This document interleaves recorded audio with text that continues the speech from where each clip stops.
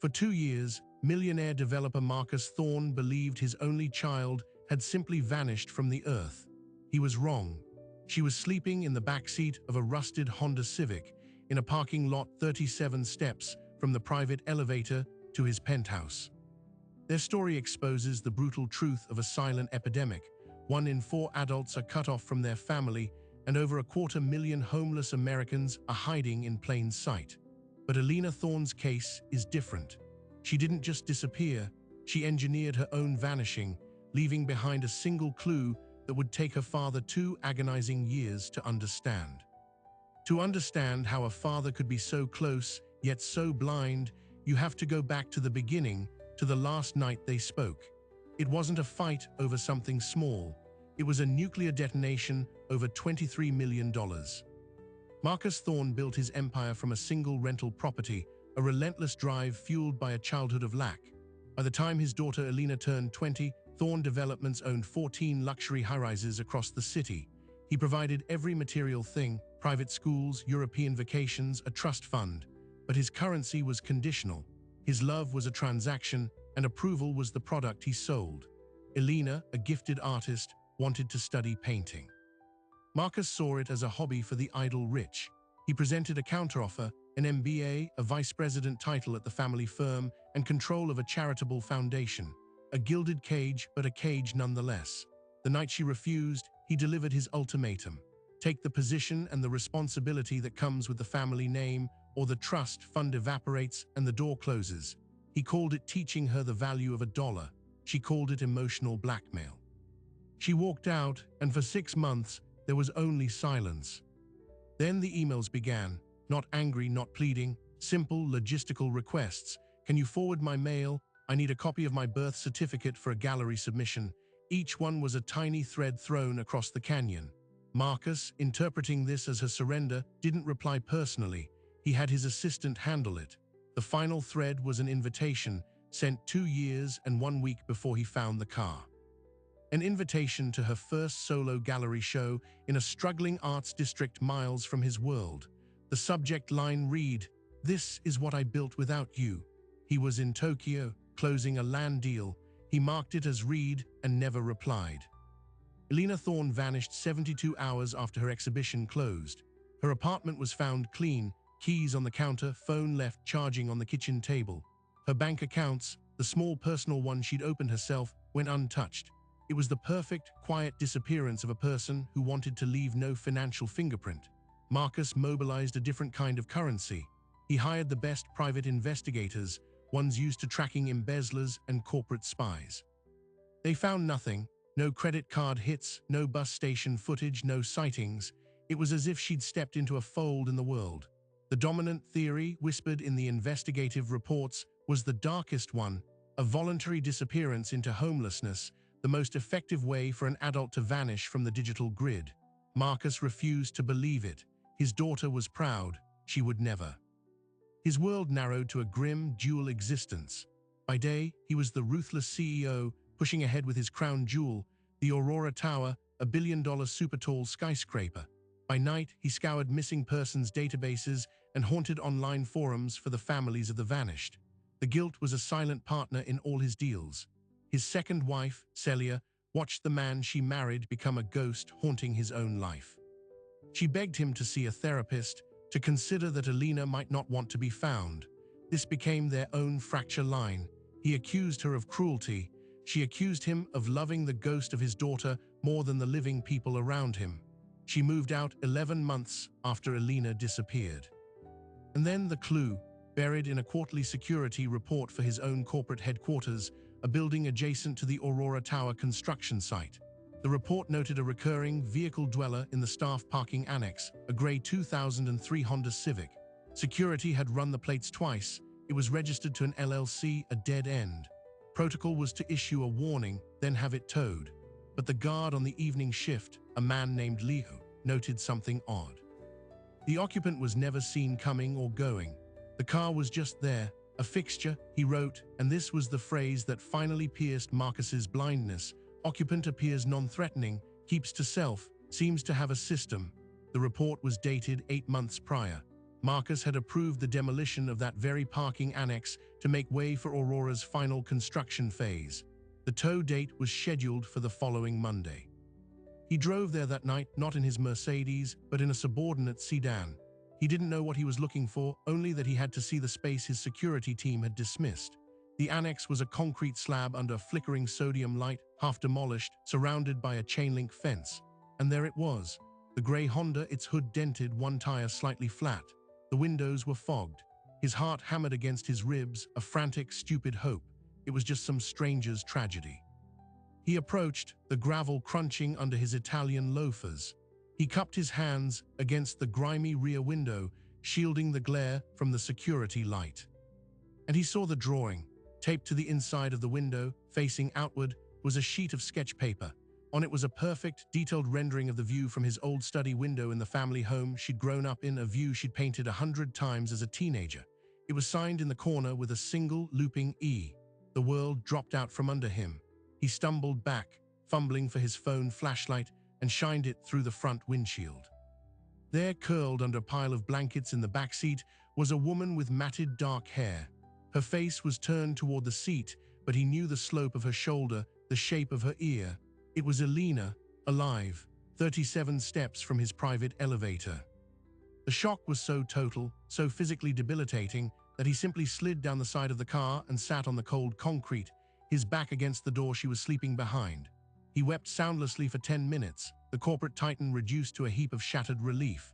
He called his head of security and his personal physician, his voice a raw scrape. He gave orders: secure the perimeter, no one approaches, bring a medical kit, warm clothes, prepare the penthouse guest suite. He would bring her home himself. He would carry her if he had to. As he ended the call, a new chilling thought surfaced. She had chosen this spot, not a shelter across town, not a friend's couch. This exact, visible yet hidden spot in the shadow of his empire. The drawing on the window wasn't just a signature. It was a message. It was a landmark for someone who knew he'd recognize it. She hadn't just been hiding. She had been waiting. But the question that would terrorize him was, waiting for what? He took a deep, shuddering breath and reached for the car's door handle. It was unlocked.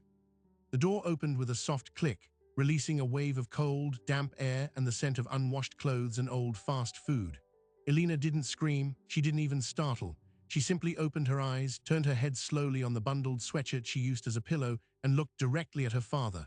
Her expression was hollow, emptied of the fiery defiance he remembered.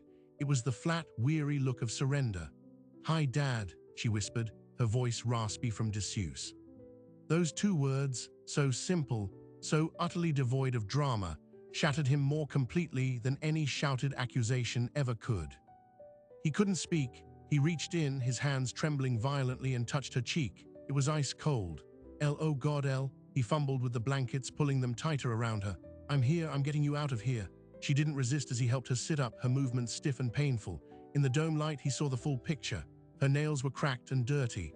Her knuckles were chapped and bleeding. The famous thorn cheekbones were now sharp ridges under pale, sallow skin. She weighed nothing. As he helped her shuffle out of the car, her legs buckling, the physician and security chief arrived, their faces masks of professional shock. They wrapped her in a thermal blanket and began a quiet, urgent assessment. Hypothermia, severe malnutrition, dehydration. As the doctor shone a light in her eyes, Marcus saw it, not just exhaustion, but a profound, clinical depression, the kind that extinguishes the will to seek help. He brought her to the penthouse, to the guest suite of marble and silk that felt like a museum exhibit. She didn't look at the view.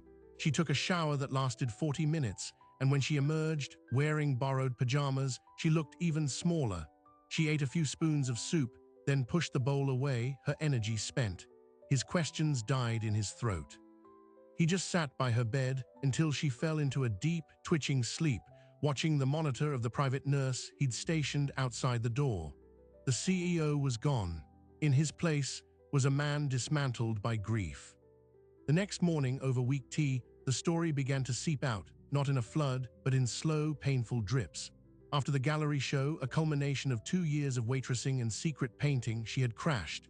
The silence from her father was the final confirmation of a lifetime thesis. She was only valued for her utility. The depression, which she'd battled since adolescence, descended like a black fog. She stopped paying rent. She sold her car. She let her phone plan lapse, severing the digital tether. The money from the few paintings she'd sold ran out in 3 months. "I wasn't trying to die," she said, staring at her hands. "I just stopped trying to live." The car was shelter. It was simple. There was no one to disappoint. But then came the first pivot, the detail that reframed everything. She chose that parking lot not just to hide, but to observe. For the last 8 months of her 2-year disappearance, she had been a silent witness to the final phase of the Aurora Tower project. She saw the late-night meetings of the site foremen. She saw the delivery of construction materials that didn't match the publicly filed permits. She saw men in suits who were not engineers taking midnight walks around the foundation pylons. "I started drawing it," she said, her voice gaining a sliver of its old strength. "Not the skyline, the people, the trucks, the ledgers they'd sometimes leave on dashboards.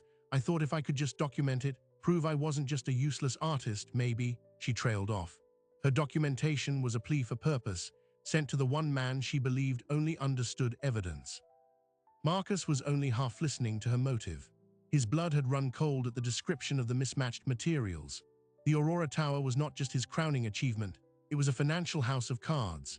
He'd leveraged every other property, pushed zoning laws to the brink, and secured investment based on aggressive cost-cutting and a revolutionary, lightweight composite concrete.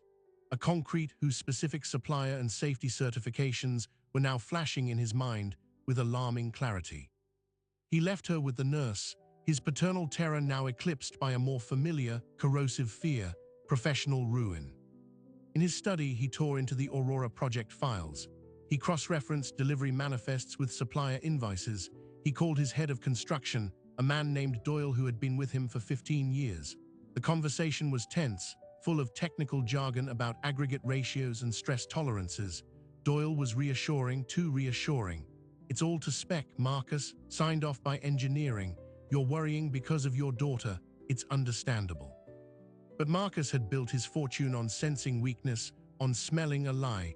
He hung up and called a forensic accountant he used for hostile takeovers, a man named Voss. "Audit the Aurora materials chain," he ordered. "Start with subsidiary 3B and don't tell Doyle." While that silent investigation began, Marcus attempted the fragile work of fatherhood. He cooked Elena bland meals. He sat with her while she stared at walls. He brought her a new sketchbook and charcoals. She ignored them for a week.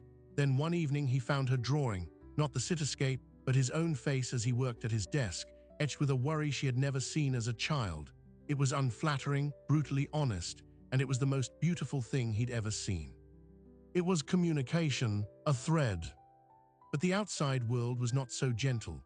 A week after her recovery began, a trash tabloid published a grainy, long-lens photo of a wraith-like Elena being helped from the car. Under the headline, "THONE heiress found living in trash." The story was a speculative feast, painting Marcus as a negligent tycoon and Elena as a drug-addled runaway. The board of Thorne Developments demanded a meeting. The vultures were circling. At the same time, Voss, the forensic accountant, called. His voice was a dry, clinical monotone that made the news worse. "Marcus, you have a systemic problem. The secondary concrete supplier for Aurora's upper floors is a shell company. It invoices for premium-grade composite, but the bills of lading and the warehouse receipts show a cheaper, substandard product. The weight differential alone is outside of engineered tolerances for the wind load calculations. And the kicker: the shell company is indirectly linked through a holding fund to a member of your own board, Gerald Bryson." Bryson was Doyle's brother-in-law. It wasn't just corner-cutting. It was a conspiracy of fraud, with his tower as the ticking time bomb. Marcus stood at his floor-to-ceiling window, looking at the skeletal grandeur of the Aurora Tower piercing the sky. It was no longer a monument. It was a monument to his failure. His drive for a legacy had blinded him to corruption within his own ranks, just as his drive for success had blinded him to his daughter's crumbling heart. Both were on the verge of catastrophic collapse. He had to choose: contain the corporate scandal to save his empire, or expose it and risk everything, but perhaps finally prove to Elena he was capable of choosing something over money and reputation. He walked back into the guest suite. Elena was awake, sketching on her pad. She looked up. "The tower," she said, not a question. She had seen the news, the worried headlines about structural inquiries starting to bubble in the business press. He sat down heavily. I think it's built with bad bones, Elle, because I was too busy building it to watch the builders. She studied his face, the true fear there, not the anger she was used to. She closed her sketchbook. What are you going to do? He had no answer, but for the first time, he was asking himself the right question. The decision was made for him the next morning. An email arrived from the city's Department of Buildings, flagged as urgent. It was a formal notice of a scheduled, in-depth structural review of the Aurora Tower, prompted by an anonymous whistleblower complaint that included detailed sketches of delivery trucks, ledger pages, and timestamps. The sketches were unmistakably in Alina's style. She had not just documented the crime, she had reported it. And in doing so, she had lit a fuse that would blow his company, his reputation, and possibly his freedom sky high. The war for his daughter's soul had just become a war for his own survival, and the battlefield was the flawed masterpiece towering over the city. Marcus stormed into Alina's room, the printed email crumpled in his fist. Why, was all he could manage. She set down her charcoal, her gaze steady. Because you taught me that a foundation built on lies will always collapse. I just decided not to be inside when it did. In that moment, he didn't see a sick girl. He saw the most formidable opponent he'd ever faced. His own conscience, given flesh and bone. He left without another word, the door clicking shut behind him. The battle lines were now drawn, not in a boardroom, but in the silent corridor of his own home. He had 72 hours before the city inspectors descended. 72 hours to decide whether to be a defendant or a cooperating witness. Voss, the forensic accountant, laid out the brutal math. If he covered it up, he'd need to bribe inspectors, forge new delivery documents, and likely pay off Bryson and Doyle to take the fall quietly, a cost running into the tens of millions, with a high risk of failure.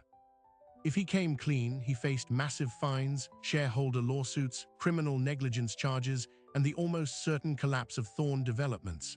There was a third option, Voss murmured. Let Bryson and Doyle take the entire blame. They had executed the scheme. Marcus could claim he was an oblivious CEO, misled by his most trusted men. It was the corporate playbook. It was also a lie. While Marcus wrestled with this calculus, the first aftershock hit. The board, led by a panicked Gerald Bryson, called an emergency vote to remove Marcus as CEO, citing the scandal and his distracted leadership due to his daughter's situation. It was a blatant coup. Bryson, knowing the investigation was coming, was trying to put a puppet in charge to control the narrative. Marcus used every ounce of his remaining authority to delay the vote, buying 48 hours. The empire was eating itself from within. Alina, meanwhile, was changing. The act of sending the evidence had been a spark.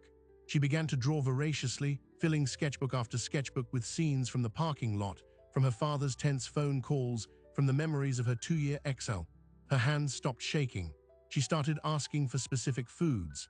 The hollow look in her eyes was being replaced by a sharp, observant light. Her recovery was tied inextricably to the chaos she had unleashed. She was drawing her way back to life, using the same tool she'd used to bring down her father's world. On the second day, as Marcus was on a crisis call with his lawyers, Alina walked into his study unannounced. She placed a fresh sketch on his desk. It was a detailed portrait of Doyle, the construction head, but not as Marcus knew him. This Doyle was drawn from a low angle through the windshield of a car, his face partially obscured by a shadow, talking on a phone. In the margin, she had written a date and time, 9 months ago. He wasn't just stealing from you, she said quietly. He was reporting to someone else. I heard him on the phone once. He said, the old man is so focused on his missing kid, he doesn't see the rot in the foundation. Then he said, tell Bryson the transfer is complete. Marcus stared at the drawing. The old man was him, but the someone else wasn't Bryson. It was someone Bryson was reporting to. The fraud had a third layer, a deeper beneficiary. This was the it gets worse moment. The corruption wasn't confined to his company. It was a pipeline, siphoning funds and using substandard materials for a reason beyond mere profit. Voss, given this new thread, worked through the night. He traced the shell company that bought the bad concrete through a series of offshore accounts and found a startling destination, a competitor, a rival development firm called Kestrel Holdings, which had been aggressively trying to buy the land under the Aurora Tower for years. Bryson and Doyle weren't just embezzling. They were corporate saboteurs, deliberately weakening the Aurora Tower to devalue it and force a fire sale to Kestrel. The tower wasn't just a ticking time bomb.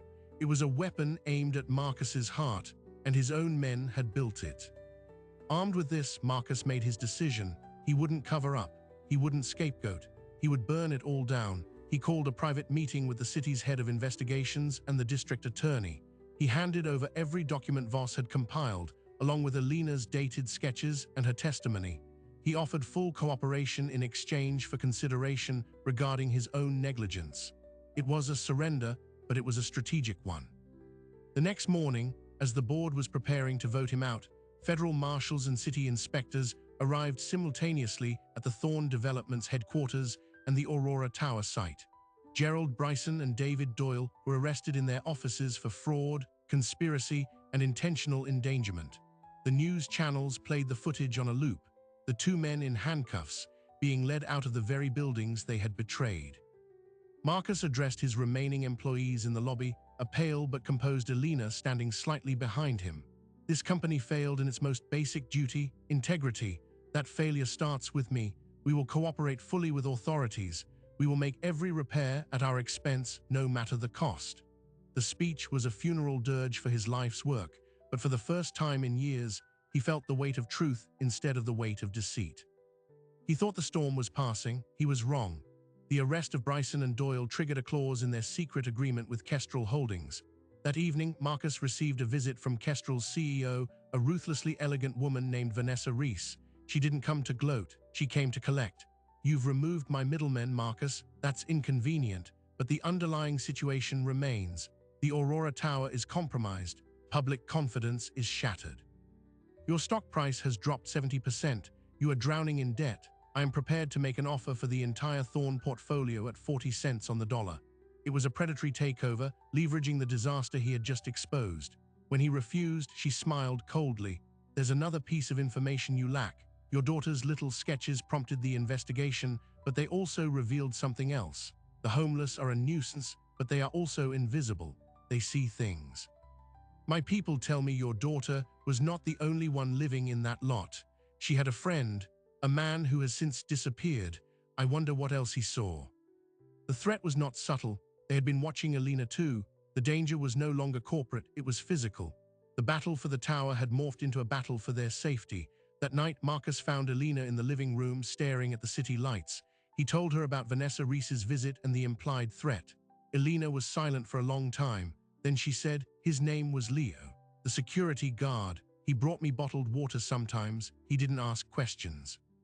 She looked at her father, her eyes clear. They think because we were invisible, we were blind, but we saw everything, and I didn't just draw the trucks. She walked to her room and returned with a leather-bound portfolio. Inside were not sketches of buildings or ledgers, but portraits, dozens of them. The faces of every worker, every delivery driver, every security guard, every executive who visited the site at odd hours. Each was labeled with a date, a time, and a note about their demeanor. It was a visual census of the conspiracy, and in the back, there was a detailed, page-spanning drawing of Vanessa Reese herself, standing at the construction fence one rainy night, talking to Bryson. Alina had captured it from the shadowy backseat of her car. She had the evidence that could link the rival CEO directly to the fraud. Marcus realized the full scope of what his daughter had done. In her 2-year exile, she hadn't just been surviving. She had been conducting a forensic audit of his life's work, using the only tools she had, her eyes and her hands. She had documented the crime from the ground up, from the victim's perspective. The lost, helpless girl was a myth. She had been a spy in a Cold War he didn't know was being fought. Took the portfolio. The path forward was now terrifyingly clear. To protect his daughter and salvage any shred of his legacy, he couldn't just cooperate with the law. He had to go on the offensive. He had to take the fight directly to Vanessa Reese, using the weapon his daughter had unknowingly forged. The rescued had become the rescuer. The next move would be his last, and it would decide whether they would have a future together or become just another tragic footnote in the city's relentless history. He picked up the phone to call the district attorney again, but this time he had a new name to give them and a portrait to prove it. The game had just changed entirely. The district attorney's office moved with a speed reserved for the powerful, turning on each other. Within 48 hours of receiving Alina's portfolio, a judge signed a warrant for the arrest of Vanessa Reese. She was taken into custody at a charity gala, in her emerald green gown, her expression of smug triumph frozen into a mask of utter disbelief as the cameras flashed. The charge was conspiracy to commit fraud, racketeering, and criminal endangerment. The portrait Alina had drawn from the backseat of her car became State's Exhibit 1. The invisible witness had brought down a CEO. The dominoes fell quickly. With Reese's arrest, Kestrel Holdings collapsed into bankruptcy and scandal. The narrative in the press shifted from Thorne's folly to the Thorne takedown. Marcus was hailed as a whistleblower who had chosen his daughter and the truth over his own empire. He avoided criminal charges by agreeing to a monumental settlement. He would personally fund the complete deconstruction and safe rebuilding of the Aurora Tower, a project estimated at 3 times its original cost. Thorne Developments was dissolved, its assets sold to pay fines and settlements. The billionaire was left with less than 5% of his former wealth, most of it tied up in the rebuilding project. He was financially ruined, and for the first time in 30 years, he was an employee, not an owner, reporting to a city oversight board. But in the stripped-down apartment he and Alina now shared, a different kind of wealth was accumulating. Alina's recovery was no longer linear, it was exponential. She enrolled in an art therapy program, not as a patient, but as a teaching assistant. Her parking lot portraits series was picked up by a major gallery for a legitimate exhibition, this one titled Unseen. The show was a critical sensation, praised for its unflinching humanity. She sold every piece, and instead of keeping the money, she used it to found the Visible Foundation, a non-profit that provided legal aid and housing vouchers to the hidden homeless, with a special focus on artists and students. The girl who had slept in a car was now helping others find keys to their own doors. Marcus, freed from the prison of his own empire, found purpose in the rubble. He became the project manager for the Aurora Tower's reconstruction, working alongside the engineers and union laborers, learning their names. He traded his tailored suits for work boots and a hard hat. He was no longer a remote tycoon. He was a foreman, accountable and present. The workers, initially skeptical, came to respect the man who showed up at dawn and didn't leave until the last beam was secured. He was rebuilding more than a building. He was rebuilding his character, one honest day at a time. Father and daughter developed a quiet rhythm. They cooked dinner together. They watched bad movies. He attended her therapy sessions when she asked him to. She helped him study building code manuals. The conditional love of their past was replaced by a simple, steadfast presence. They were no longer a tycoon and an heir. They were 2 survivors of the same shipwreck, building a raft from the wreckage. Then came the final, surprising detail. A year after the collapse, a letter arrived from the state penitentiary. It was from David Doyle, the former head of construction. He requested a meeting with Marcus. Against everyone's advice, Marcus went. Doyle, looking aged and diminished in his prison jumpsuit, didn't ask for leniency. He said he wanted to come clean about one last thing. The substandard concrete, Doyle said, his voice low. It wasn't just to sabotage you for Kestrel. There was a secondary batch, for the core support columns on the west side, that was even worse. It was mixed wrong. It wouldn't have lasted 5 years. We didn't just want to devalue the tower, Mr. Thorne, we wanted it to fall. He provided handwritten mix ratios and delivery dates.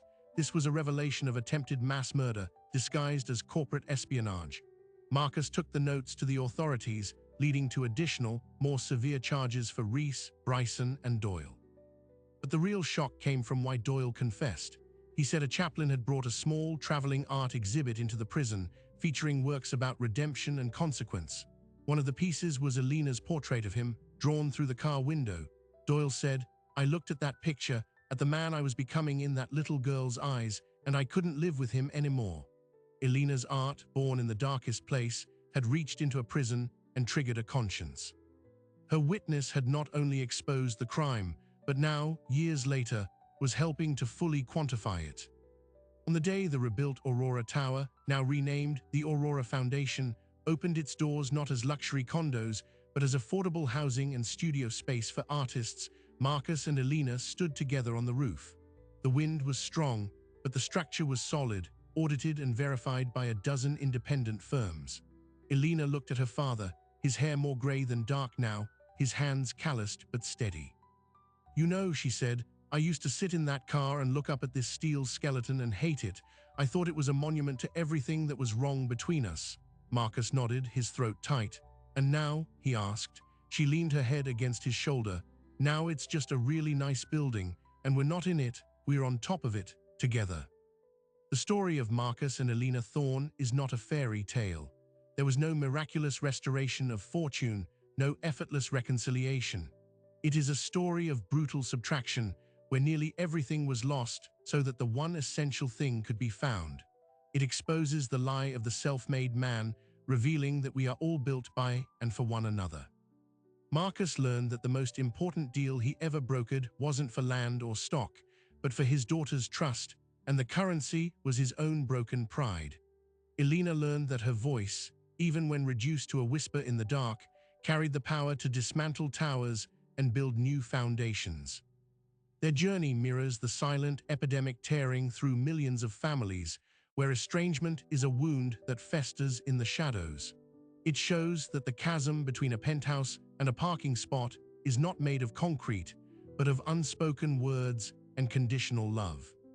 But it also proves that bridges can be built, even from the most unlikely materials. A sketch on a fogged window, a choice to tell the truth, and the courage to see the person you've overlooked, even if they've been right behind you all along. As the sun set over the city, painting the new tower in shades of gold and rose, Marcus Thorne put his arm around his daughter. He didn't think about the empire he'd lost. He thought about the man he was finally becoming and the artist beside him who had drawn him back to life. The greatest structures, they both now knew, aren't made of steel and glass. They are built on forgiveness, and they are only as strong as the truth they stand on. In the end, the Thorne family's story asks us an uncomfortable question.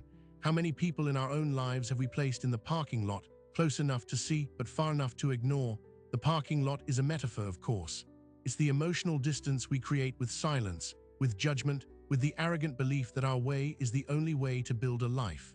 It's the space where we warehouse relationships that have become inconvenient, hoping they'll just quietly disappear. Elena's 2-year exile and her father's 2-year blindness represent the catastrophic cost of that distance. It is a cost measured not in dollars, but in stolen time, in mental anguish, and in the very real peril of life on the streets. Their story is a stark reminder that the hidden homeless are not a separate class of people. They are often our own family, our former friends, people who slipped through a crack in the system that we were too busy to notice. Marcus Thorne's journey from tycoon to foreman demonstrates that sometimes, to save what matters, you must be willing to lose everything you thought mattered. His redemption wasn't found in a boardroom victory, but in getting his hands dirty to rebuild what he had allowed to become corrupt. It was found in the humility to be taught, finally, by the child he had failed to understand. And Elena's transformation from a ghost in a car to a woman wielding a paintbrush for change shows us that the most profound strength can be forged in the deepest vulnerability. Her art became her voice, then her evidence, then her therapy, and finally, her gift to others. She proved that being seen is the first step toward being saved. This is the lesson that lingers long after the headlines fade. The bridges we burn in the name of pride, ambition, or being right leave scars across generations. But the good news, the hard-won hope in this story, is that those bridges can be rebuilt. The first brick is a single act of seeing, truly seeing, the person you have relegated to the shadows. The second is the courage to speak a truthful word, even if your voice shakes. The final brick is the consistency to stay and build, day after day, without the guarantee of a grand monument at the end. The silent epidemic of estrangement thrives in the dark. It is fed by shame and perpetuated by silence. But as Marcus and Elena learned, light is the only disinfectant. It starts with a conversation. It starts with looking down from your own tower, whatever that tower may be, and meeting the gaze of someone you love. If this story resonated with you, please share it with someone who might need to hear it today. You never know who is living in a parking lot, waiting for a sign that they are still seen. For more real stories of redemption and the human spirit, subscribe and hit the notification bell. Thank you for watching.